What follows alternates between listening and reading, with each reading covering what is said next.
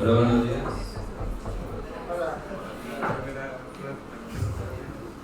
Bueno, junto a mi compañero Julián Bermón y quienes hablan Mateo Bautista, les vamos a hablar sobre el síndrome convulsivo. En cuanto a su definición, el síndrome convulsivo fue definido según la ILAE, que es la Liga Internacional contra la Epilepsia, como un trastorno epiléptico caracterizado por un conjunto de signos y síntomas que incorporan tipos típicos de convulsiones. La epilepsia está definida como un trastorno neurológico, la cual se va a caracterizar por una predisposición a generar convulsiones, es decir, la epilepsia es un trastorno cerebral que me va a generar las convulsiones. De esta manera podríamos estar relacionando que el mismo síndrome convulsivo estaríamos hablando de la misma epilepsia. En cuanto a la crisis epiléptica, esta es una alteración paroxística que surge de una manera brusca e inesperada y finaliza de manera rápida. Esta es debida principalmente a una actividad anormal transitoria en el cerebro y la persona puede experimentar lo que es la pérdida de conocimiento, movimientos involuntarios. En estas crisis las personas pueden permanecer conscientes o no. En cuanto a sus causas, la mayoría de las causas se desconocen actualmente en muchos de los pacientes con epilepsia, pero se encuentra una relación en que puede haber una alteración, una agresión que perturbe la función cerebral. En la mayoría de los casos que no se puede hallar la causa, estas se conocen como epilepsias idiopáticas y estas representan alrededor del 70% de los casos en general. El 30% restante se conocen como epilepsias secundarias o epilepsias sintomáticas y estas se deben a una lesión cerebral, las cuales pueden ser causadas por daño cerebral durante el embarazo o en el recién nacido, malformaciones congénitas, trauma cráneoencefálico, accidente cerebrovascular, infecciones cerebrales, síndromes genéticos y tumores cerebrales. Podemos clasificar las convulsiones como convulsiones de inicio focal, de inicio generalizado y de inicio desconocido.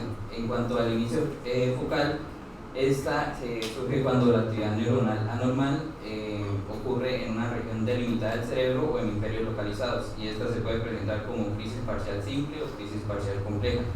En cuanto al generalizado, en este tipo de crisis, esta ocurre simultáneamente en todo el cerebro y puede provocar la pérdida del conocimiento.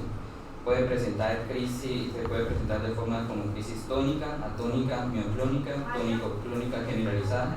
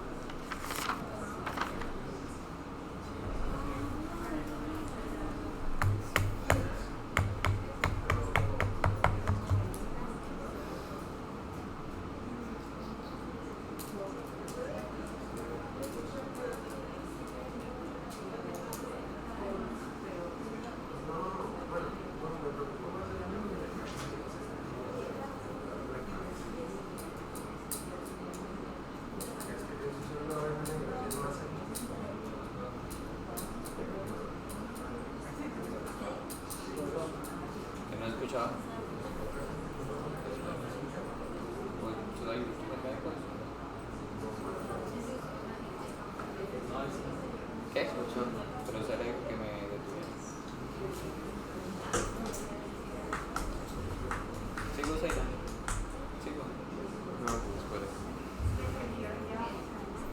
¿Cómo?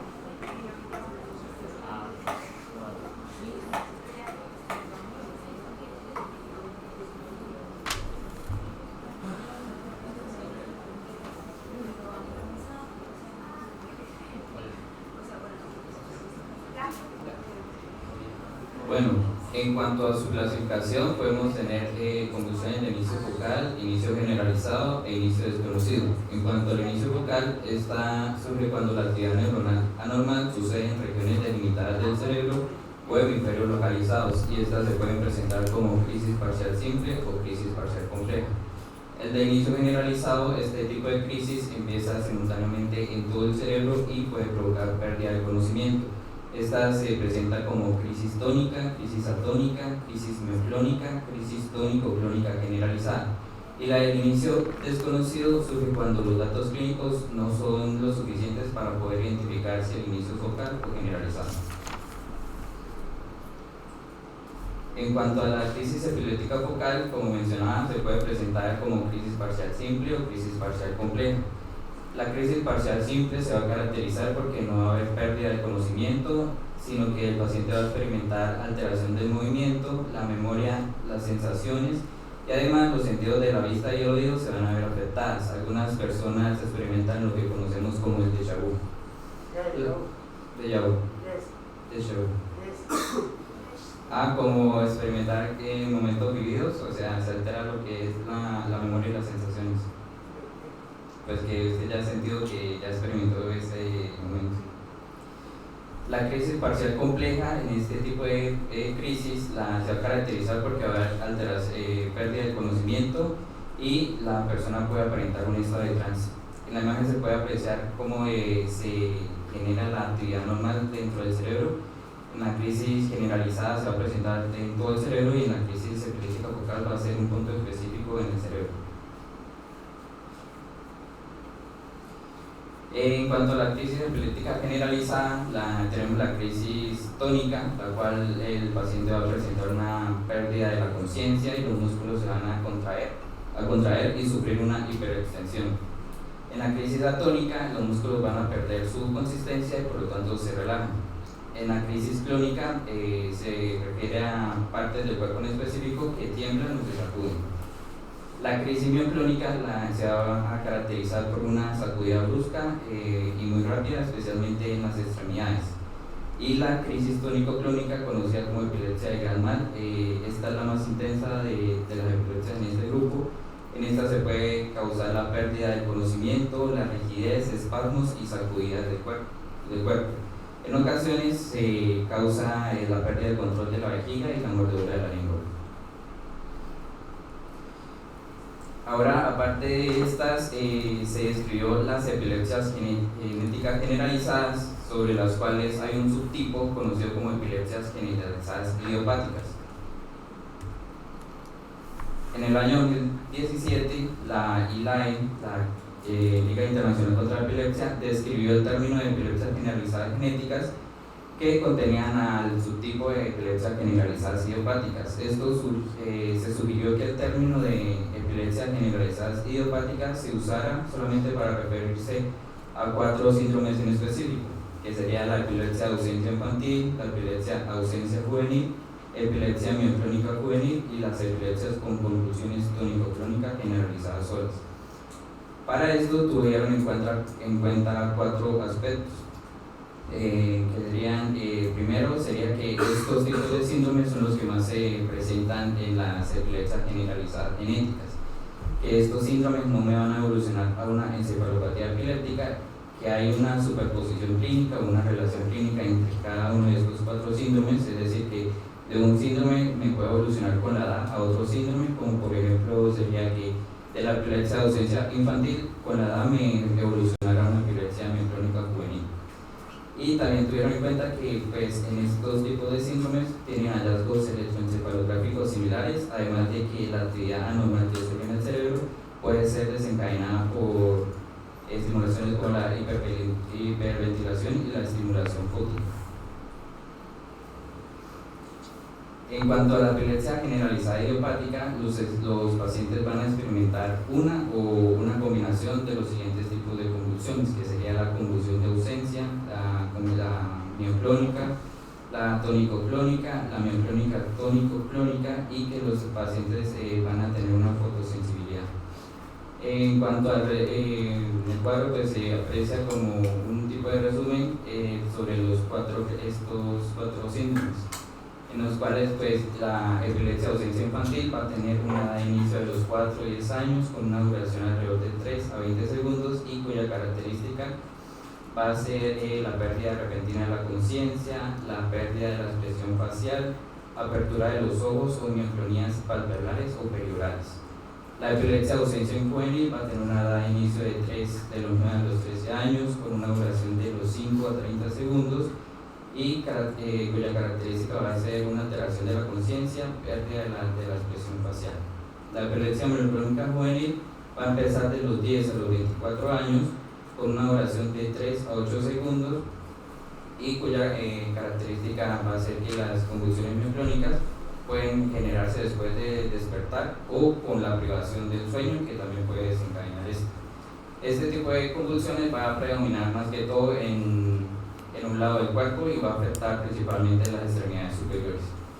Y la epilepsia con convulsiones tónico-clónicas generalizadas, que empieza con un inicio de 10 a 25 años, la duración es alrededor de 1 minuto. Estas se van a presentar 2 horas después del despertar, y en este tipo de convulsiones solamente van a ocurrir tónico-clónicas, no ningún otro tipo de convulsiones. Ahora, aparte, tenemos la epilepsia de los neonatos y los lactantes. En este tipo se incluyen los lactantes no mayores hasta los 2 años de edad. En esta población se observó una incidencia de epilepsia alrededor del primer año de vida, con una incidencia de 75 casos por 100.000 nacidos vivos antes de los 6 meses y una incidencia de 62 casos por 100.000 habitantes entre los 6 y los 12 meses. En los niños que presentan epilepsia a muy temprana edad, pues estos van a cargar con una alta comorbilidad cognitiva y conductual, además de que van a presentar una alta resistencia a los medicamentos, tratamiento farmacológico, y van a tener una alta mortalidad. Dentro de este grupo los podemos dividir en 2 principales, en los síndromes de epilepsia autolimitada y encefalopatía epiléptica del desarrollo. En los síndromes de epilepsia autolimitada, estos comienzan antes de los 2 años. La epilepsia va a responder a los medicamentos y se podría asociar de que la causa de esta va a ser algo espontáneo, mientras que en la encefalopatía epiléptica, en esta pues va a haber una aparición de epilepsia a temprana edad con una comorbilidad del neurodesarrollo que puede atribuirse tanto a la etiología subyacente como a un mal tratamiento de la epilepsia que esté sufre.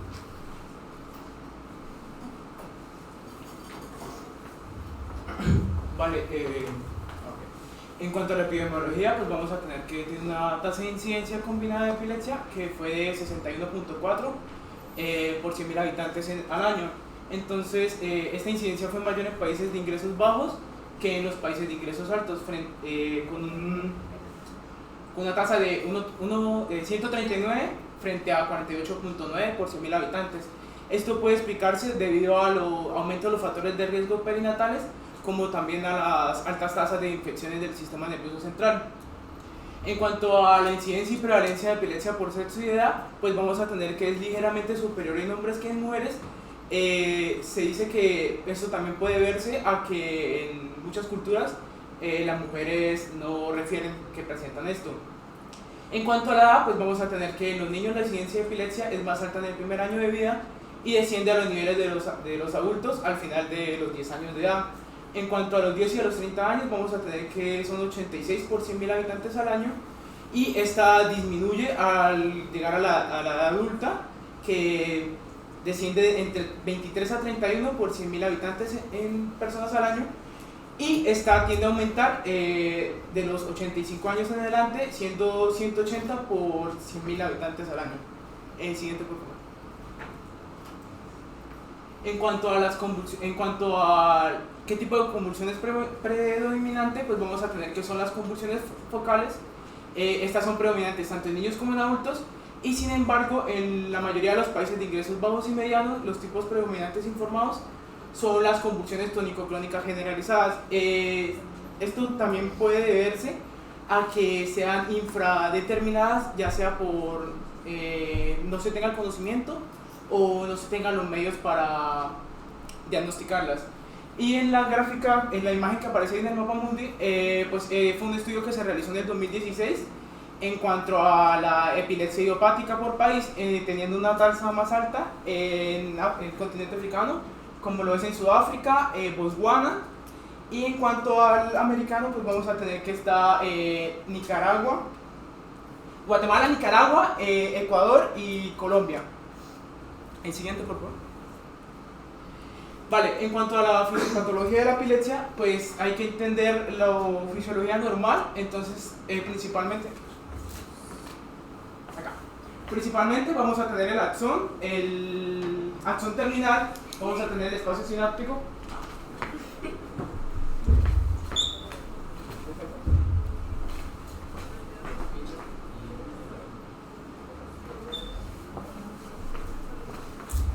vale, entonces vamos a tener el axón terminal, el espacio sináptico y pues el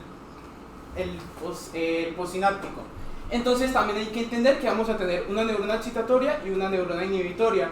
Entonces, ¿qué es lo que sucede? Pues se da el potencial de acción en el cual va ingresando el sodio y va saliendo potasio para repolarizar el axón. Al llegar el axón terminal, pues lo que va a suceder acá es que cuando llega el potencial de acción se va a dar el ingreso al calcio y se va a hacer posteriormente la liberación del neurotransmisor al espacio sináptico, que sería principalmente el glutamato. Entonces el glutamato se une a los receptores, ya sea el NMDA o el AMPA, y pues se da el ingreso del sodio y el calcio y se continúa con el potencial de acción. Vale, entonces en cuanto a la neurona inhibitoria, pues vendría siendo prácticamente lo mismo, solo que se cambia el neurotransmisor, que ya vendría siendo el GABA, y el receptor, que vendría siendo el GABA alfa. Entonces, ¿qué es lo que sucede en la epilepsia? Pues en la epilepsia puede ser ya sea que la neurona inhibitoria, el receptor de la neurona inhibitoria sea anormal y por tanto no se dé esta inhibición del estímulo. Como también se puede presentar cambio de despolarización paroxística, que consiste en que en un grupo de células lo que se va a hacer es que se da una sobreestimulación, que se sincronizan entre ellas, y pues esto nos va a dar unos impulsos eléctricos de forma repetida, que eso es lo que se llama paroxística. El siguiente, por favor. Para ahí, así no la cosa.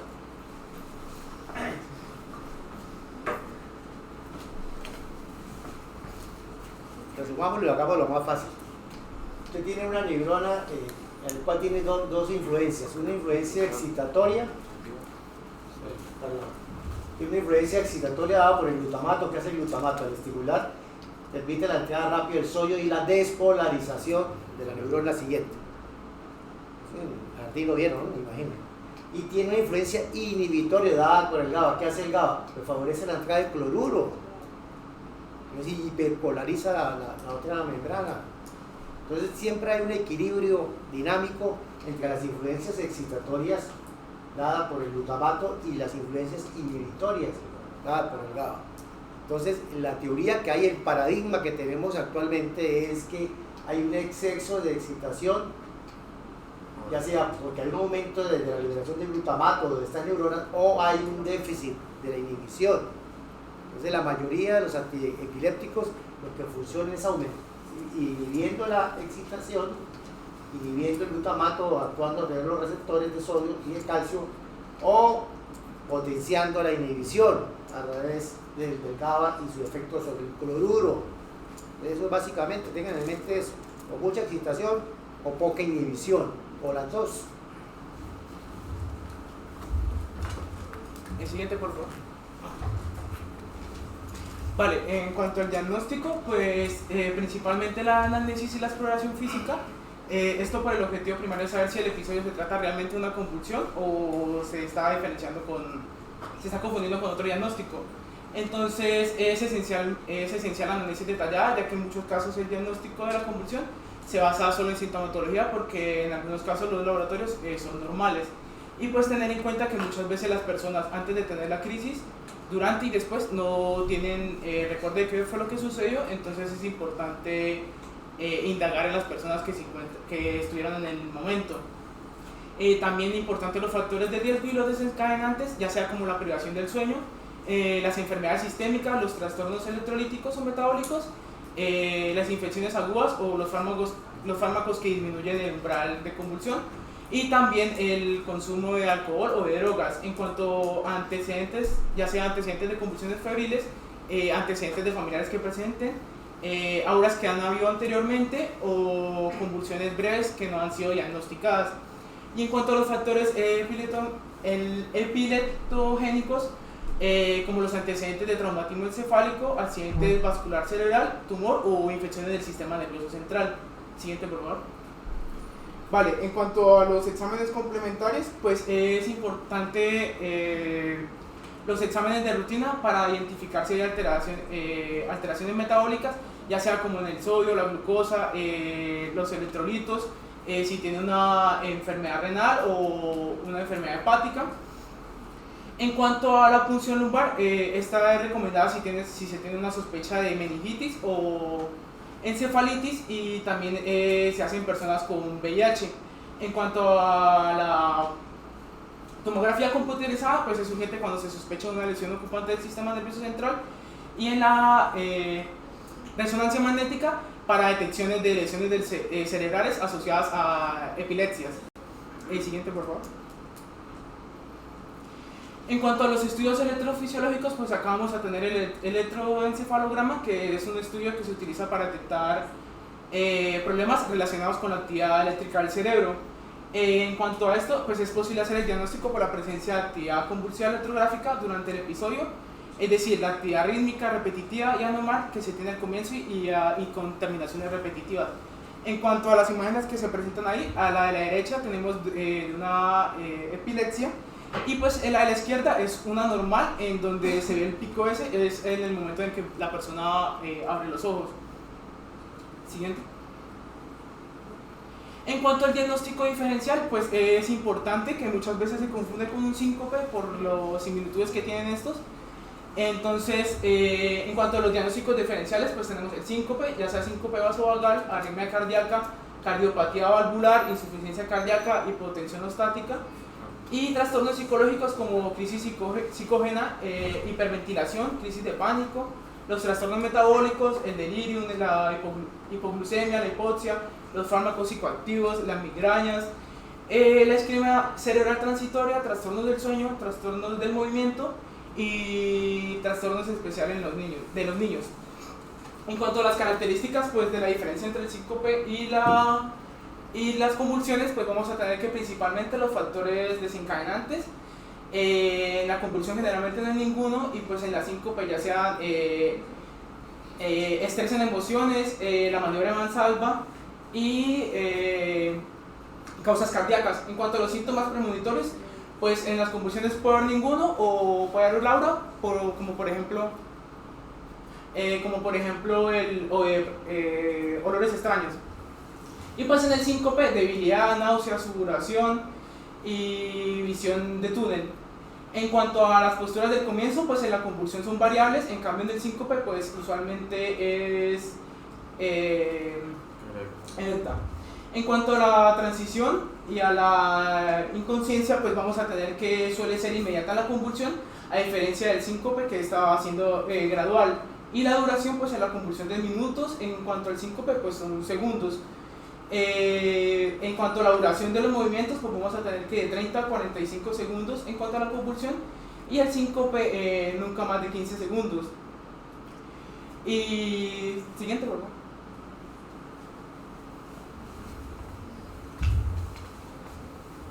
En cuanto al tratamiento farmacológico, pues tenemos que los medicamentos anticonvulsivos van a representar la terapia principal para la epilepsia.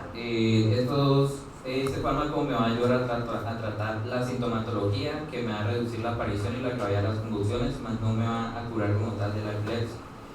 Generalmente se usa un solo anticonvulsivo, pero se puede llegar en algunos casos a usar dos anticonvulsivos de manera simultánea. Es importante conocer que desde el momento de la primera crisis epiléptica se debe buscar la causa y se debe identificar qué tipo de epilepsia es, ya que esto me puede ayudar a darle el tratamiento adecuado para la sintomatología de esta crisis. Estos fármacos anticonvulsivos van a tener un efecto agudo, ya sea relacionado con la dosis. Principalmente van a tener efectos neurológicos, neurocognitivos y psiquiátricos. Y para su uso se debe individualizar al paciente teniendo en cuenta los siguientes aspectos: el sexo, el año, los años, la edad, el tipo de ataque, el síndrome de epilepsia, evaluar el riesgo-beneficio de los medicamentos, del medicamento, evaluar las posibles interacciones con otro tipo de medicamento y tener en cuenta que en las personas mayores pues pueden presentar problemas especiales como aquellos que presentan comorbilidades. Tenemos entonces para el tratamiento de epilepsia tenemos medicamentos de primera generación y de segunda generación, cuyo diferencia pues es esto, que en los de segunda generación van a ser menos tóxicos y van a ser mejor tolerables, pero los de primera generación van a tener una mayor efectividad.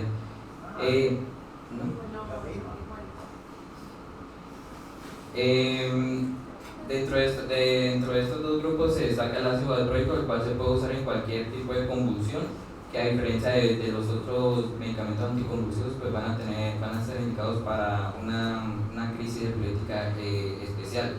Debido a que si no es usada para esta crisis en la cual está indicada, pues me puede agravar la crisis o me puede precipitar a otro tipo de crisis. Y pues el mecanismo de acción de este tipo de fármacos sería que me puede bloquear los canales iónicos, ya sea de sodio o calcio, o me puede inhibir la recaptación de GABA. Y el tratamiento no farmacológico, que vendría siendo la intervención quirúrgica, en la cual pues en este tipo de procedimientos se busca o extraer o estimular el área del cerebro en el cual se origina el tipo de crisis.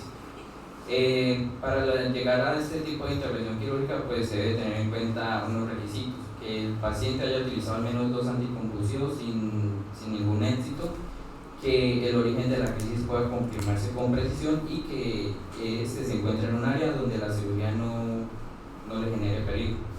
Tenemos los 3 procedimientos que se realizan. Sería la cirugía de epilepsia resectiva, la cual esta consiste en remover tejido alrededor del área donde se genera la actividad anormal; la estimulación cerebral profunda, la cual consiste en la implantación permanente de un dispositivo que me va a enviar señales eléctricas que me van a alterar la actividad que me genera la convulsión; y la estimulación del nervio vago, que consiste en un dispositivo generador de impulsos eléctricos. Esta funciona con un tipo de marcapasos que se implanta en el espacio infraclavicular y tiene un electrodo que se ubica en el tramo cervical del nervio vago izquierdo.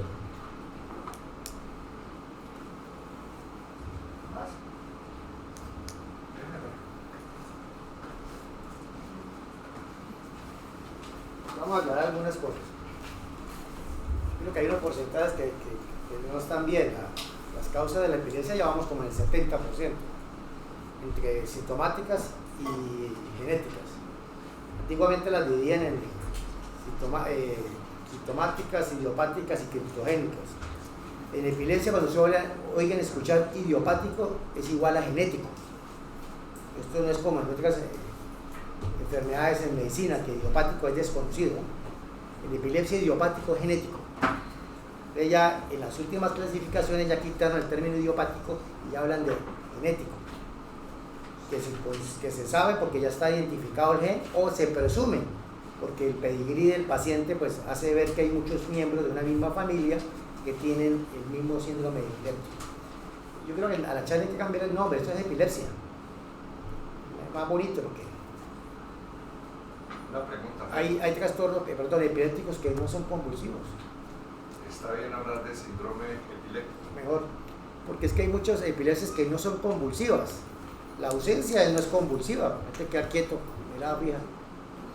Las crisis focales complejas no son convulsivas, no se sacude nadie se mueve. Todo el mundo se acuerda de la tonicoclónica, ¿no? Generalizada. Entonces, al pan pan y al vino vino, epilepsia. Es que el nombre no es cachetoso, no tiene, a la gente no le gusta decir que es epiléptica, ¿no? Eso genera un rechazo, hay un estigma social.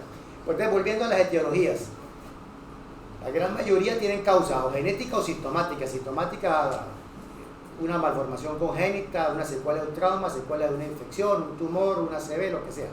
Algo que usted puede identificar que le dañó el cerebro. Cuando hablamos de dañar el cerebro, no es todo el cerebro. La epilepsia se refiere a un trastorno de la corteza cerebral.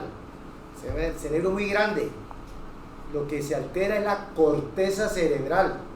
Usted no puede convulsionar por una lesión del cerebelo. Usted no convulsiona por una lesión del tálamo. La lesión tiene que estar en la corteza cerebral.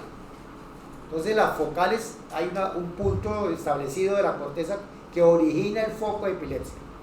Y las generalizadas, que antiguamente las llamábamos centroencefálicas, es un término bonito. Quería decir que hay una estimulación profunda que simultáneamente estimula toda la corteza cerebral. Eso no está claro cómo se genera eso, pero era un término para uno acordarse, algo que está estimulando simultáneamente, sincrónicamente, las neuronas de toda la corteza cerebral. Esas serían las generalizadas. Mientras que las focales se originan en alguna parte de la corteza cerebral. Entonces ahí hablamos de los lóbulos. El primer lóbulo en frecuencia es el lóbulo temporal. Ustedes saben que no es el más grande el frontal. Luego viene el frontal en frecuencia de epilepsia. Después viene el parietal y el último el occipital. Entonces, eso es crucial saber si la epilepsia es focal de inicio o es generalizada de inicio. ¿Y por qué es crucial? Porque tienen tratamiento distinto y porque tienen pronóstico diferente. En general, las focales son más difíciles de controlar. En general, las focales van a tener menos tasas de control que las generalizadas. Y las generalizadas, la mayoría de las genéticas son generalizadas. Porque la alteración del gen está en todas las neuronas, ¿no? Si usted tiene un problema en un canal del sodio, pues no va a ser de algunas neuronas y de otras no. Va a ser en todas. Era lógico. Entonces, ojo con eso. El segundo punto es el enfoque. Primero identificar si el paciente hizo una crisis epiléptica o no. Entonces ahí siempre lo diferencian con el síncope. La gente no sabe qué es un síncope. Perdió el conocimiento en media hora. Diagnóstico síncope. El síncope nunca es de media hora. El síncope son segundos. Una pérdida súbita de la conciencia con rápida recuperación de la misma, sin ningún déficit. Yo veo urgencias todos los días. Un síncope lleva una hora inconsciente. No, pues estamos mal en semiología. Síncope es rápido. ¿Por qué? Porque hubo una anoxia en el cerebro, una hipoperfusión o algo que hizo que se perdiera la conciencia, pero unos mecanismos compensatorios que rápidamente hicieron que recuperara la persona. El síncope por definición implica que no hay lesión, una falla funcional. También la epilepsia es más larga, la pérdida de la conciencia cuando la hay, y frecuentemente vamos a tener confusión posictal. El paciente va a estar confuso, desorientado unos minutos o más, dependiendo de qué tan larga haya sido la crisis. Cuando usted ven que hay confusión después de una pérdida de la conciencia, porque muchas veces no ven la confusión, asuma que es un epiléptico. La gente llega a urgencia y no sabe dónde vive, no sabe su edad, no sabe su cédula. La gente está confuso. Eso no es un síncope, seguramente convulsionó. Uno tiene que ser detective, es ir a buscar, abrir la boca, buscarle la lengua, si se la mordió. La mordedura en la crisis epiléptica es lateral. Recuerden los bordes laterales. En el síncope puede haber mordedura de lengua así, pero si se muerde la punta, porque abrió la boca y la cerró, le mordió la punta de la lengua si es que la mordió. Entonces son datos, hay que ver. ¿Sí? Si hubo caída, si el paciente recuerda o no. Porque usualmente en el síncope hay como un presíncope que el paciente se va sintiendo malo, que le está yendo, le está dando algo. Entonces, ojo con eso. Un dato importantísimo, las crisis durante el sueño. Toda crisis de estas que se presenta dentro del sueño pues son muy sugestivas de epilepsia, porque el otro gran problema que tenemos en el diagnóstico diferencial son lo que llamaban antiguamente pseudocrisis, ¿sí? Ahora lo llamamos trastornos neurológicos funcionales, algo así, es el nuevo nombre que para dorar la píldora, pero la idea es que no son ataques epilépticos, no se sabe exactamente de dónde viene eso, pero ya no es psiquiátrico. Antiguamente lo llamábamos trastornos conversivos o disociativos, como una histeria, ¿no? Entonces, y eso le colocaban agua subcutánea a los pacientes, eso era terrible. Sí, eso ya no, eso ya es historia patria, ahora eso se llama trastorno neurológico funcional, que puede simular una convulsión, usualmente hacen crisis de flexión de las manos, ¿sí? Los ojos cerrados, cierran los ojos, eso es muy típico del trastorno epiléptico. El epiléptico en general queda durante la crisis con los ojos abiertos y hace superaversión ocular, blanquea los ojos, dijo el portero. Doctor, llegó el epiléptico, ya sabe, porque ve que tuerce los ojos y los ojos abiertos.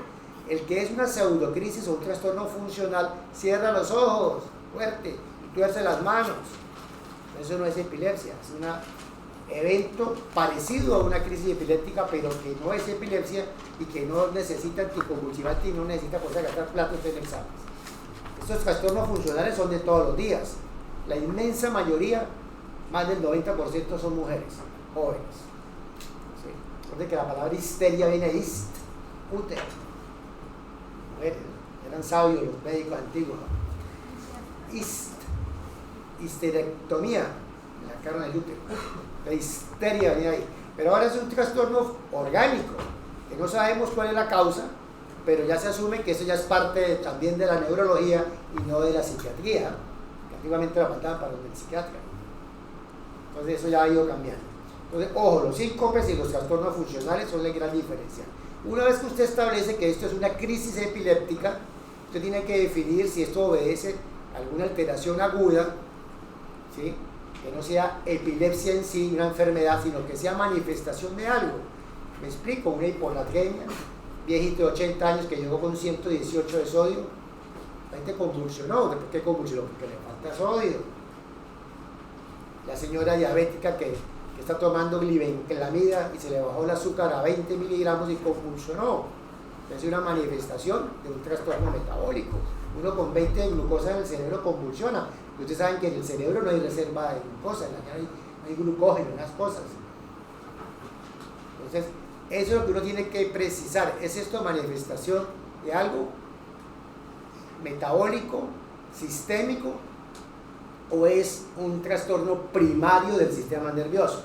Entonces, si usted ya descartó lo metabólico, lo más fácil son los trastornos electrolíticos y los trastornos de la glucosa, pero también puede ser trastorno renal, paciente urémico, tiene 15 de creatinina, cualquiera convulsiona, o tiene una cirrosis, tiene un trastorno de la función hepática muy avanzado, pues convulsiona, o hay manifestación de una infección del sistema nervioso, tiene una encefalitis, una meningitis. O sea, es un síntoma de la enfermedad, no es la enfermedad en sí. Al igual que en las cefaleas primarias, el dolor de cabeza es la enfermedad, pero también hay cefaleas secundarias. Aquí en epilepsia, cuando la convulsión es la enfermedad, es una epilepsia primaria, mientras que la otra es un síntoma de otra enfermedad. Es una ACV que arrancó con una convulsión. Todo eso es significativo, tuvo un trauma y convulsionó. Ese es el síntoma de algo que pasó. Si usted establece que no es nada de eso, y lo que la enfermedad es la convulsión o la crisis epiléptica, pues ahí sí viene el estudio de la enfermedad en sí, de la enfermedad epiléptica primaria. Entonces, el siguiente paso es establecer si eso es focal o generalizado. ¿Qué pistas tiene? Pues si usted hace una buena anamnesis y le cuentan que empezó a mover un brazo nomás, que luego le cogió la pierna y luego la cara, luego de todo, pues usted ahí mismo dice, esto fue de origen focal, motor, probablemente frontal del otro lado, ¿sí? O sintió algo en la cabeza, con una idea, con una película que estaba viendo, dice, esto debe ser como temporal, y después convulsionó. Pues de ahí la importancia de la anamnesis, porque las historias que uno ve en urgencias, todos los pacientes son tónico-clónicos generalizados. Nadie averiguó si antes de convulsionar tuvo algún evento que sugiera que el origen es focal. Y si investigaran, más de la mitad serían de origen focal. Pero no, la gente vio el evento final. Los familiares cuando es la primera crisis pues se asustan y no tienen en mente eso. Y hoy que estamos en el mundo de los celulares, que es tan fácil filmar una crisis, pues le ayudaría a uno mucho si alguien tuviera la lucidez y la serenidad para sacar el celular y filmarla, que sería lo ideal para uno ver si tiene signos focales. Entonces lo primero es eso. Segundo, examinar al paciente. Si el paciente quedó con una debilidad de un lado, pues Eso es focal, que a veces puede haber agotamiento neuronal y producir una debilidad en alguna parte del cuerpo, que llaman la parálisis de TOT, que es más frecuente en niños. Esas parálisis se revierten en menos de 24 horas. Entonces usted ya sabe que eso es focal, arrancó en alguna parte del cerebro. Entonces, si por clínica no sabe, le toca irse a las imágenes. Entonces, de urgencia no tenemos sino tomografía, pues hacemos una tomografía para descartar lo grueso, ¿no? Un hematoma subdural en un viejo, un tumor en un adulto, unas secuelas de una ACV, que son muy comunes aquí en el hospital. El paciente le dio una ACV hace 6 meses, quedó hemipléjico y que ahora llega convulsionando. Entonces, el científico que está ahí de urgencias dice que es otro ACV. Resulta que no, es el mismo ACV, sino que está haciendo una complicación tardía que es la epilepsia. La tomografía demuestra que no hay nada nuevo, sino que hay una cicatriz de un ACV viejo. Eso es común en la gente mayor. Entonces, la tomografía nos muestra eso. Pero en muchos pacientes la tomografía va a ser normal. Más del 50% de los pacientes que llegan de urgencias consultando por convulsiones tienen tomografías normales. Entonces, el paso siguiente es hacerle una resonancia magnética si usted no encuentra una causa evidente. El paciente tuvo una ACV y tiene un área de malasia cerebral, pues ya no le pide más imágenes. Pero si el paciente es primera vez que convulsiona, una persona joven, no tiene nada en la tomografía, se va de resonancia. Y la resonancia tiene que ser simple y contrastada siempre. Siempre en el estudio de la epilepsia. ¿Qué podemos ver? Si hay gente muy joven, podemos ver malformaciones en el cerebro. Necesariamente no tienen que ser malformaciones grandes. Hay trastornos de la migración neuronal, focos de neuronas anormales depositadas en el camino y en la corteza cerebral. Eso es un causa de la epilepsia refractaria. Puede haber una esclerosis mesial ahí en el lóbulo temporal. Eso solo se ve en resonancia. Y esa se opera, y le va bien a la gente joven. Y gente ya más mayor, son más comunes los tumores primarios, hablando de gliomas, que pronto no lo detecta una tomografía y se lo va a ver fácilmente en una resonancia magnética. Eso es el punto de vista estructural y de imagen.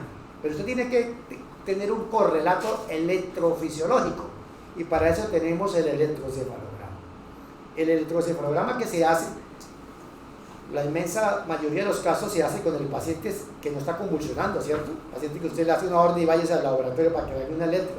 Si tiene suerte, pues le convulsiona ahí en el laboratorio, pero casi nunca pasa eso, porque son 20 minutos. Pero usted le hace un electro que va a ver la actividad eléctrica que llamamos interictal. Ictal es la crisis, inter pues entre ataques, que no tiene ataque. Y resulta que hay anormalidades electroencefalográficas que son muy predictivas de epilepsia. Hallazgos en ese trazado que se correlacionan mucho con epilepsia. Puede haber personas normales que tengan electros sugestivos de epilepsia, sí, puede haberlo, pero es un porcentaje muy bajito, no llega al 5%. Y eso, por ejemplo, familiares de epilépticos de epilepsias genéticas pueden tener electros anormales y nunca convulsionar en la vida. Pero en general, cuando uno vemos un electro con actividad interictal epileptiforme, como las puntas, complejos punta onda lenta, ondas agudas, ¿sí? Actividad delta rítmica temporal, cosas de este estilo. Entonces uno sabe que ese hallazgo en un electro tomado en una persona que no está convulsionando se correlaciona mucho con tendencia a tener ataque epiléptico. Entonces ahí concluimos que es epiléptico. Y tiene la otra importancia, es que el electro nos dice si la cosa es focalizada o es generalizada, porque si nos demuestra descargas generalizadas con unos ritmos de fondo normales, nosotros decimos que esto es una epilepsia generalizada, idiopática, probablemente genética. Mientras que si nos demuestra que la normalidad esa es focalizada en el lóbulo temporal derecho, en el lóbulo frontal izquierdo, pues eso nos corrobora que es una epilepsia focal. Pero puede suceder que el electro que usted le hizo fue normal, 20 minutos. Entonces tiene dos opciones: o se lo repite o le manda a hacer una videotelemetría. La videotelemetría es un electroencefalograma largo. Entonces usted lo puede pedir de 1, 2, 3 horas, 4 horas. Los epileptólogos le piden como 3 días. Se va para el laboratorio y allá queda viviendo 3 días. Allá come, duerme, hace todo. Y le tiene una cama y le tiene el registro con sus electrodos permanentes, y hay una cámara filmando, de tal suerte que si llega a presentar algún trastorno, quede registrado si simultáneamente tiene actividad eléctrica que sea compatible con epilepsia. porque las descargas que va a tener el paciente cuando convulsiona, pues va a haber una correlación con lo que se está filmando. Entonces ya en 3 días usted tiene chance de ver una crisis, ¿no? O en 12 horas, o en 24 horas. Y sobre todo que vamos a tener pedazos de sueño y de vigilia. Vigilia de estar despierto. ¿Sí? Entonces, cuando el electro estándar es normal, pues nos vamos de video. De hecho, hoy en día ya mucha gente se va de video una vez de entrada cuando es primera crisis, para poder caracterizar mejor la epilepsia y decir si es focal o es generalizada. El electro es especialmente bueno cuando el paciente está en el sueño no REM, en el sueño superficial. Es cuando más descarga aparece. Por eso nosotros le decimos a los pacientes que venga trasnochado, que se acueste tarde y se levante temprano, de tal manera que en esos 20 minuticos le pongan el aire acondicionado y le apaguen la luz, se quede dormido. Esa transición de estar despierto a estar dormido es especialmente buena para nosotros para ver descargas epilépticas. ¿Por qué? Porque hay un switch ahí en el cerebro. Ustedes recuerden que los ritmos cerebrales de estar despiertos son diferentes a estar dormidos. ¿Sí? Entonces, en esa desincronización de ritmos emergen con más facilidad las crisis, las descargas epilépticas. Entonces, cuando el paciente estuvo despierto todo el tiempo, lo ponen a hiperventilar para producir alcalosis.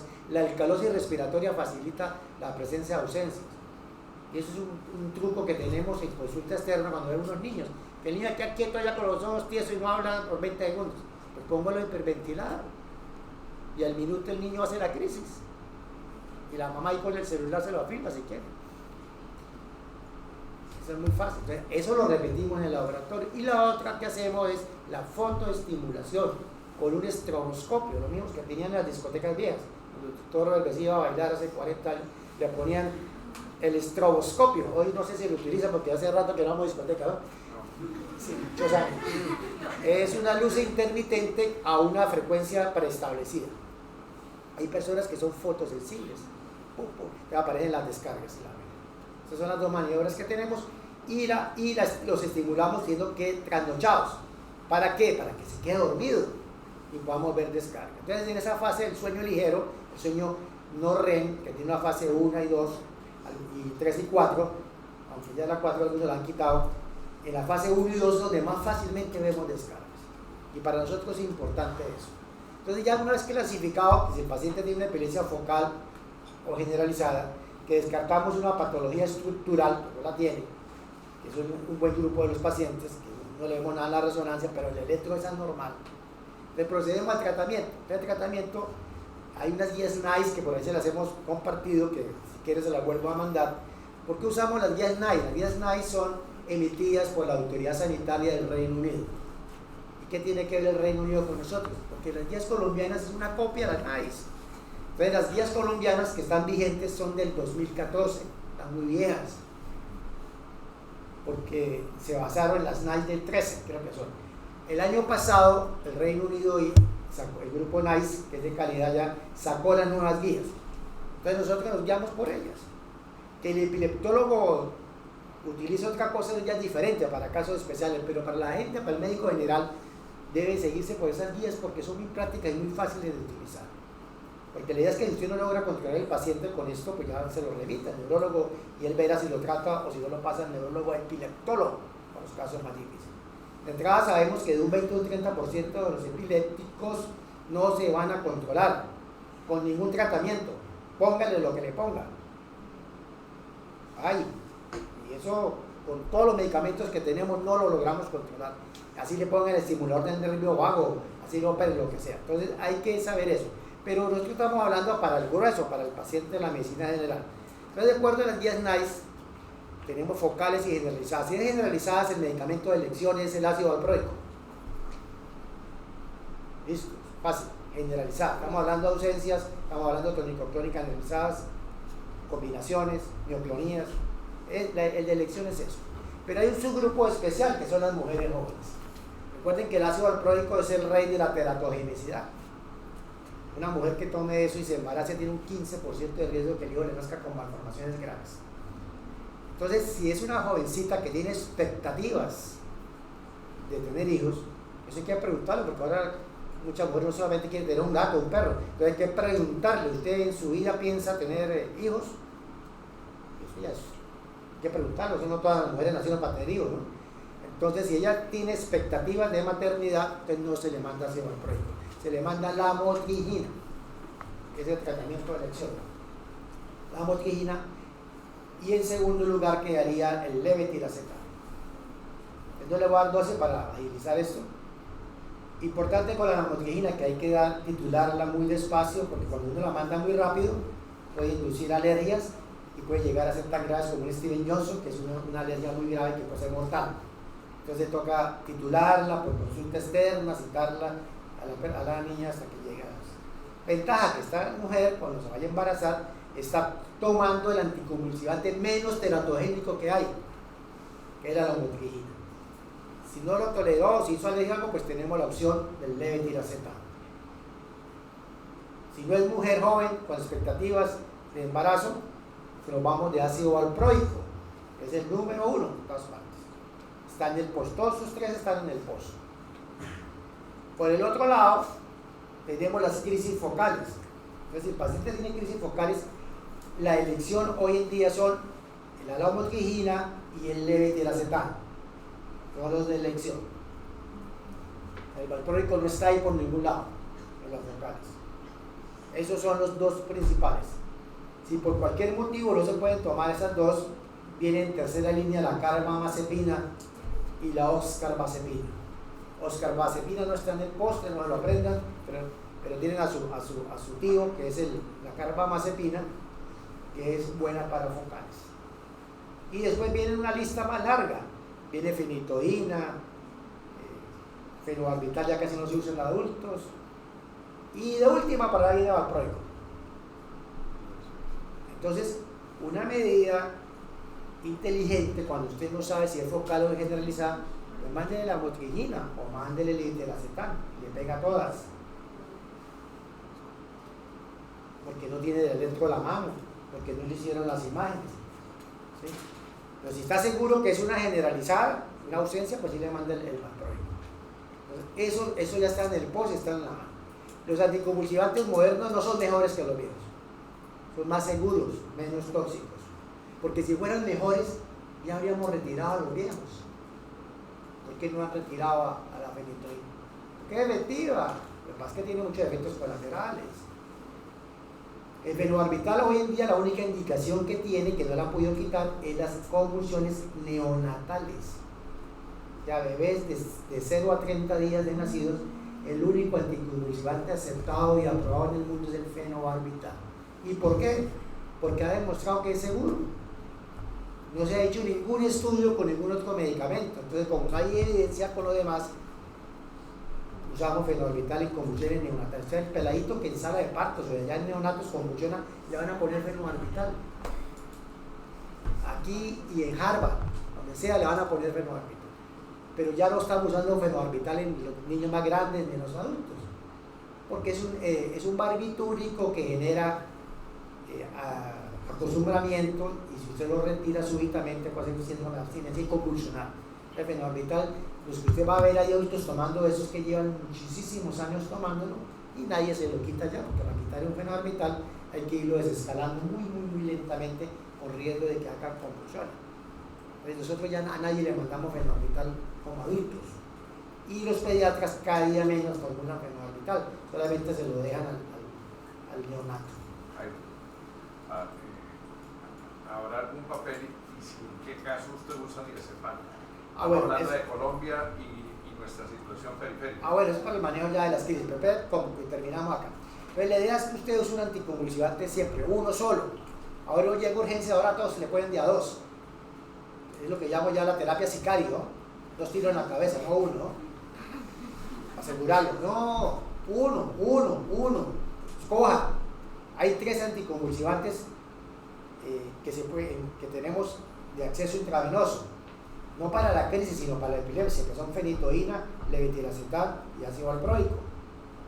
Ponga el que haya, que uno no puede poner exigente, ¿no? Que tiene que no, el que haya. Hay un cuarto que no está en el post, que es la cosamida. Entonces no lo mando porque no lo tenemos en el post, la cosamida. Pero por ahora están esos tres. Entonces, ya después, cuando se vaya a ir para la casa del individuo, ahí sí ya tiene que escoger qué anticonvulsivante le va a dejar. Le puede dar el mismo que le puso al principio y que por conducta externa lo cambie, de acuerdo al tipo de epilepsia que tenga. Bueno, el otro es el manejo de la crisis convulsiva en sí. La crisis, no de la enfermedad o el síndrome que tenga. Porque el otro caso es el que llega convulsionando. El paciente está, doctor, está convulsionando el paciente. Entonces, ¿cómo le voy a yugular, como dicen, la crisis? Entonces ahí los medicamentos de elección son las benzodiazepinas. Las benzodiazepinas son de acción rápida, son efectivas, no sirven para tratamientos crónicos.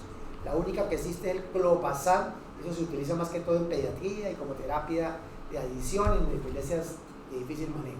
Pero en urgencias tenemos en Colombia 2 benzodiazepinas para uso intravenoso, que son el diazepam y el midazolam.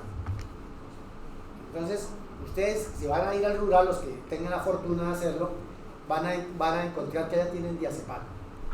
Ampollas de 10 miligramos solamente lo que hay. Entonces, busca la dosis en internet por kilogramo de peso y la ponen. Usualmente uno monta una ampolla y con 5 miligramos se controla en adulto la crisis. O que hay que pasarla despacio, con vía intravenosa, no se ponga a diluirlo mucho porque puede precipitar y puede haber paros respiratorios si lo pone muy rápido, ¿no? Deprime el centro respiratorio, despacio lo va a pasar. ¿Qué pasa con el diazepam? Pues que es efectivo a corto plazo, yugula la crisis y le da a usted unos 20 a 30 minutos de efecto. O sea, en esos 20 a 30 minutos tiene que ponerle un anticonvulsivante de acción larga. O sea, ahí sí manda a traer ya la fenitoína, el valproico, el levetiracetam que viene en ampollas, que es lo que hay. Usted le pone el que haya. Para el manejo agudo. Mientras lo remite, lo mete en una ambulancia y lo manda para punta. Eso está en Filogringo, entonces allá le pone eso. Si usted está muy miedoso porque allá el centro no tiene cómo cogerle una vena al paciente ni nada, pero tiene midazolam, pues se lo pone intramuscular. Diazepam no lo pongan intramuscular porque la absorción es errática. Usted no sabe qué se va a absorber. En cambio, el midazolam sí se puede poner intramuscular. Cuando uno está en un sitio donde no tiene acceso venoso, o el paciente lo van a mandar en la ambulancia, usted no se puede ir con él, por cualquier motivo, pues se lo pone intramuscular. Ha demostrado que es seguro. Y más o menos el 70% de los pacientes que están convulsionando, cuando lleguen al hospital ya no están con convulsiones. Y eso lo hacen en los países adelantados. El personal paramédico tienen autorización para poner midazolam intramuscular. Obviamente, si usted tiene recursos, capacidad para intubar a un paciente, pues le puede poner midazolam intravenoso, que es más rápido. Esos son los 2 benzodiazepinas que tenemos. En Europa y en Estados Unidos tienen el lorazepam. Aquí no hay lorazepam en ampollas, solamente lo tienen en tabletas, que es el famoso Ativan. Aquí no tenemos ampollas de lorazepam. A veces hay ampollas de clonazepam. Ya casi no se consiguen, en pediatría lo usaban mucho antes para que las crisis. Pero eso solo le da a usted tiempo, mientras le pone el anticonvulsivante de acción larga. Hay casos especiales, niños, donde usted no tiene dificultad para coger una vena o lo que sea, le puede colocar diazepam por vía rectal. Calcula la dosis de acuerdo al peso y se lo pasa por una sondita en el lateral del recto y lo coloca. La absorción es bastante buena. Si el adulto se mete en perico por ahí, pues un niño que le coloca usted por el recto, pues le puede absorber rápidamente. ¿O no? Mentiras. Entonces es muy buena la absorción en la gente pequeñita, en los bebecitos, que usted sabe que agarrar una vena en un bebé no es fácil, ¿no? Entonces, si usted quiere un efecto rápido, por vía rectal tiene una buena acción y rápidamente. Entonces, recapitulando, benzodiazepinas para yugular crisis y le va montando el anticonvulsivante. Si lo quiere rápido, hay 3 opciones: fenitoína, levetiracetam y ácido valproico. A veces en los pueblos dicen, doctor, aquí hay una ampolla de fenobarbital, pues también se lo ponen, porque no hay más. No tiene que ser recursivo, ¿no? Fenobarbital también se puede utilizar por vía intravenosa. Pero ya cada vez consigue menos. A raíz de la pandemia de la COVID, volvió mucho fenobarbital porque se agotaron todos los demás sedantes y terminaron poniéndole diazolam fenobarbital en las UCIs. Entonces volvió a renacer el fenobarbital porque se agotaron los demás. Hubo días que no teníamos midazolam y gente intubada, ¿no? No había tampoco ninguno de los demás. Los que volvió el nombre de nosotros. Entonces les ponían fenobarbital a dosis altas. Entonces ese es el manejo inicial, una sola medicación para la casa, de acuerdo a lo que usted considere, si es focal generalizada o no lo sabe, y se va con la orden de la resonancia y la orden del electro. Y después ya verá el neurólogo, tiene que valorar y definir si continúa con ese manejo, se lo cambia, y él hará los seguimientos. Ustedes como médicos generales pues van a seguir viendo los pacientes. Ahora con el nuevo esquema de ley que va a haber de salud, pues van a tener que manejarlos todos, ¿no? Porque el paciente irá donde el neurólogo para los 2 años, ¿no? Que todo lo va a manejar la unidad primaria de atención. Entonces, si no mejora con una medicación, puede cambiarla por otra, ¿sí? Y si no mejora, se pueden adicionar medicamentos, teniendo en cuenta que no tengan el mismo mecanismo de acción, ¿cierto? Hay que leerse la farmacología. Si el valproico es más con GABA, que es el mecanismo principal, aunque no es el único, y el otro es más con canales del sodio, que yo puedo mezclarlo, ¿no? Estoy inhibiendo la excitación y estoy aumentando la inhibición. Eso suena lógico, ¿no? O el levetiracetam, que tiene que ver con la liberación inhibe la liberación de las vesículas presinápticas de la neurona excitatoria. Yo lo puedo mezclar una lamotrigina que actúa sobre los canales del sodio. Bueno, hay muchas combinaciones posibles, pero no yuca y papa, no le mande carbamazepina y oscarbamazepina, que es lo mismo, ¿sí? Carbamazepina y fenmetrina tienen el mismo mecanismo de acción, es lógico, ¿sí? Cuando usted no le manda 2 beta-bloqueadores a un paciente, no le manda propranolol y metoprolol al tiempo. Igual en esto, tratar de buscar mecanismos de acción diferentes para inhibir esa excitación que está desbordada, que hace que se genere la crisis epiléptica. ¿Cuándo quitar el tratamiento? Es una buena pregunta. Si el paciente tiene algo estructural, nunca. Si tiene una genética muy fuerte, pues yo no lo recomendaría quitárselo. Entonces, ¿cuánto tiempo vamos a esperar sin ataques para irle pensar en quitarse el medicamento?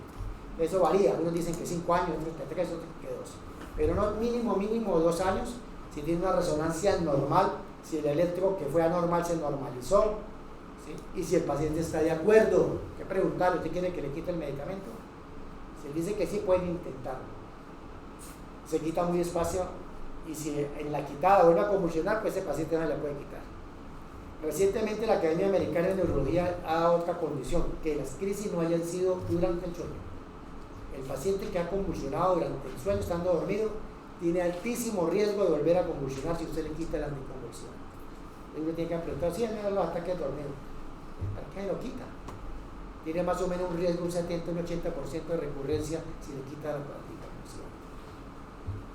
Uno le pregunta, doctor, ¿esto es de por vida? Probablemente, no sabemos. De todas maneras, hay un porcentaje que considera que un 20 o un 30% que se le va a poder quitar el anticonvulsivante más adelante. ¿Sí? Hay síndromes epilépticos autolimitados, sobre todo en la infancia. Convulsionó un tiempo y después nunca más vuelve a convulsionar. Madura el cerebro, los mecanismos inhibitores cerebrales se fortalecen y el paciente le quitan la droga y nunca más vuelve a convulsionar. Eso puede suceder, claro.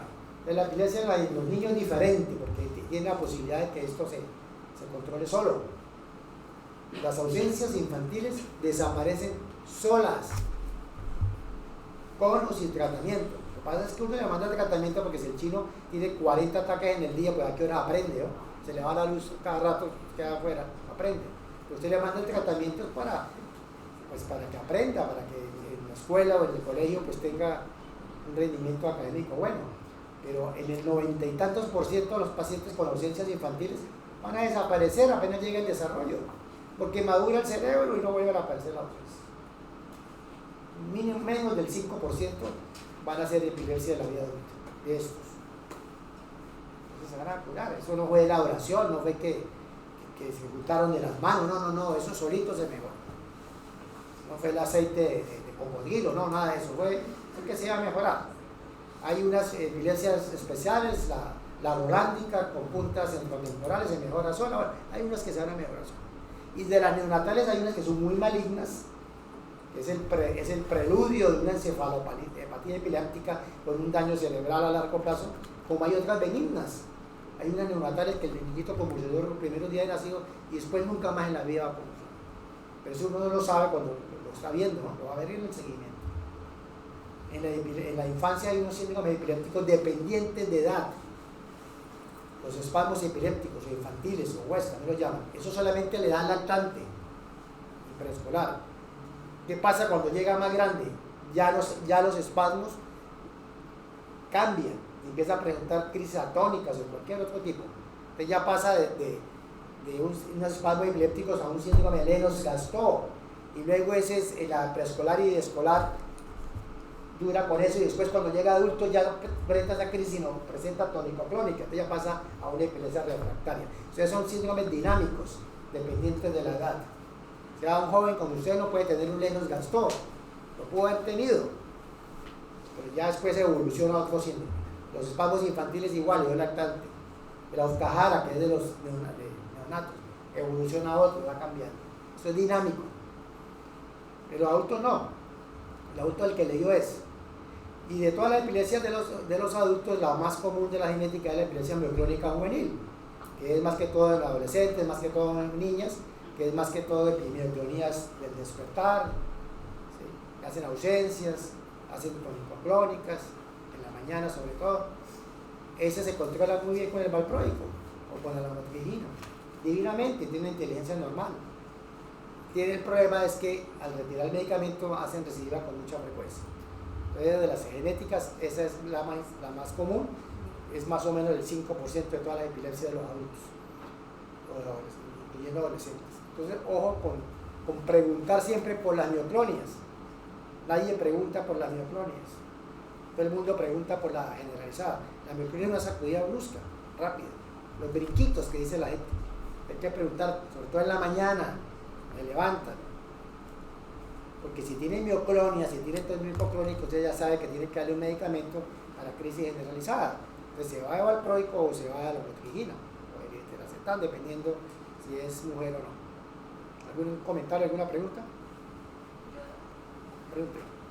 Si en una mujer joven en eclampsia postparto presenta convulsiones, ¿podría quedar así para toda su vida? Es poco frecuente, pero sí puede quedar dependiendo de si la eclampsia, bueno, para los que no sepan, la eclampsia es un trastorno hipertensivo del embarazo, que se presenta en el último trimestre del embarazo y en el periodo puerperal, máximo hasta los 30 días después del parto. Hoy en día el 30% de las eclampsias son puerperales, antes eran el 10%. ¿Por qué? Porque ahora están haciendo cesáreas más tempranamente. Entonces hizo la hipertensión, la cara del chino, todos felices, y al día siguiente del parto convulsionó. Eso sigue siendo eclampsia. No se sabe la causa, eso es desconocido, uno de los enigmas de la medicina, por qué se produce eso. Entonces, eso es un trastorno autolimitado. Después de que baja la presión, después de que se resuelve el problema, no vuelve a convulsionar nunca más la persona. ¿En qué caso vuelve a presentar? Algunos de estas eclámpticas se acompañan de un síndrome que se llama el síndrome de encefalopatía posterior reversible, que es un edema cerebral focalizado de predominio parieto-occipital. Entonces, en algunos casos, que no se trató rápidamente la hipertensión, se puede lesionar el cerebro y quedarle una cicatriz cerebral. Esa mujer sí tiene riesgo de hacer epilepsia posterior, que hay daño estructural cerebral. Pero si le hicieron resonancia o tomografía a la eclámptica y no le apareció nada, entonces no hay, el riesgo es muy bajo, y de hecho no le mandamos a hacer más estudios después. Pero la que tuvo encefalopatía posterior reversible tiene riesgo y eso hay que hacerle seguimiento. Pero realmente es un porcentaje muy bajito. Diferente a la que ya era epiléptica y convulsiona durante el embarazo. Usted va a convulsionar en cualquier momento del embarazo. La eclampsia no es epilepsia. La eclampsia es un síndrome, un trastorno hipertensivo del embarazo. Entonces la convulsión sirve para clasificarla. Si no convulsiona es preeclampsia y si convulsiona es eclampsia. Esa es la diferencia. ¿Alguna otra pregunta? El tratamiento de la eclampsia no es con anticonvulsivantes. El ideal es con sulfato de magnesio. Esto lo van a ver allá en neofrotisa. Solamente se han probado dos medicamentos, el sulfato de magnesio y fenitoína. Y el sulfato de magnesio demostró que es superior a la fenitoína. Entonces, en los pueblos siempre hay sulfato de magnesio. Eso es bueno, bonito y barato. Vamos. Buenos días, doctores. Los que están arriba, aquí en el auditorio, y los de abajo. Necesito que por favor, apenas salgan, se hagan presentes aquí los alumnos: Perea Gómez Sebastián, Ríos Patiño María Fernanda, Gómez Sanabria Silvia Viviana, Mantilla Arenas Lina Estefanía, Martínez Pavón Samuel Bernardo. Creo que Ángela Vera fue la que se accidentó. Espera un momentico, Jairo. Y hoy hay también ausentes. ¿Quién falta acá? ¿Cuántos hubo, Zaira? Yandy, ¿cuántos? Hágame el favor, cuénteme por filas. A ver, Angie, colabórale la otra monitora, por favor. Mira, te paras abajo y cuenta de una vez por hileras así verticales, rápido. Y para que me pasen la lista de los alumnos. Entonces, Perea Gómez, Ríos Patiño, Vera Villamizar, Gómez Sanabria, Mantilla Arenas y Gómez Pavón se hacen presentes. También necesito que por favor, Jairo, lo de mañana ya está listo. ¿Ya revisaste la cosa? No te han mandado nada. Hágame el favor, el grupo que tiene el caso clínico, levanten la mano, ¿está arriba o está abajo? Ah, mañana es club de revista. Los alumnos del club de revista que están aquí o están abajo. Déjame un favor, salgan a los alumnos, va bajando el doctor Lizarazo para que hoy le manden al doctor Lizarazo y la revise, porque es que estoy viendo que llegan aquí con unas cosas que de verdad no deberían estar presentando. Entonces, mire, un momentico, los que tienen el club de revista, el doctor Lizarazo va bajando, Jairo, pasas por ahí por el 220 y le dice a qué hora le reciben para corregirle la cosa. Los alumnos que tienen la presentación de caso me hacen el favor y suben acá. Los alumnos que tienen rotación hoy con el doctor Berbesí, a las 8 los espero en el 7º piso del Hospital Erasmo Menoso. El grupo que le toca al doctor Lizarazo esta semana los está esperando en urgencias. El grupo mío alcanza a comerse algo y está a las 8. Háganme un favor, otra cosa, hoy hubo ausentes, el viernes hubo ausentes, entonces esos ausentes tienen la falta y van a ser sometidos a un quiz. Y los de hoy también. ¿Cuántos hay? 52, ¿faltan 2? Falta 1, entonces nombre propio. Yo una vez me dice, porque ese alumno con los de abajo van para examen también. ¿Sí? No van a pensar que eso les va a aumentar la nota, ¿no? ¿Sí me explico? Y de pronto se exponen a que siga bajando la nota. Entonces, o doctores vienen porque yo quiero estar como es su deber ser. ¿Sí me explico? O la van llevando. Y aquí hay personas presentes que no saben cuánto pena uno por una décima. La gente no sabe lo que es una décima, ni menos 2 décimas. Bueno, los veré después. Así que sí, nos encontraremos con Jairo, los dos. Y Jairo es más duro que yo, les cuento. Yo soy el madre. No estoy tomando el pelo. Entonces, aquí espero el grupo, como dije ya. Y no sé qué pasa también con el grupo de tuberculosis. Por favor, suba también el grupo que tiene la presentación de tuberculosis. Mire, un comercial también ya para finalizar. Todos los alumnos que tienen presentación de casos con el doctor Eduardo Arturo Hernández Trujillo, si me explico, que van a dar un bloque de temas de cardiología, les agradezco ya que se comuniquen con él para que esté ya ese tema por tarde. El viernes de esta semana ustedes tienen que tener esas charlas preparadas y socializadas con el tutor que es él, ¿sí? Y acuerden al doctor Hernández, porque él no ha trabajado en el 7º, que aquí a las 7 está el salón dispuesto, lo mismo que abajo, y que después no se garantiza salón. ¿Sí me explico? Porque ustedes saben el problema, y hoy tuvimos problemas técnicos con Videoin que toca salir a resolver.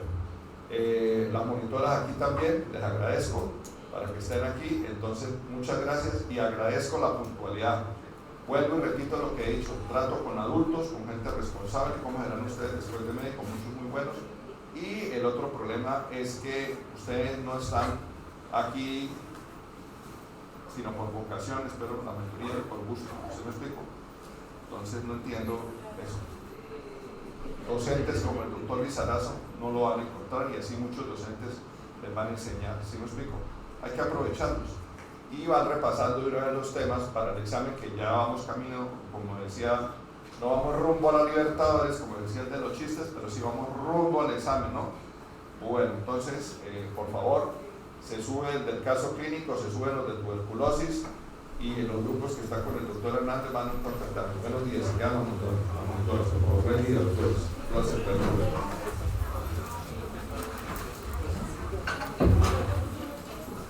No, porque igual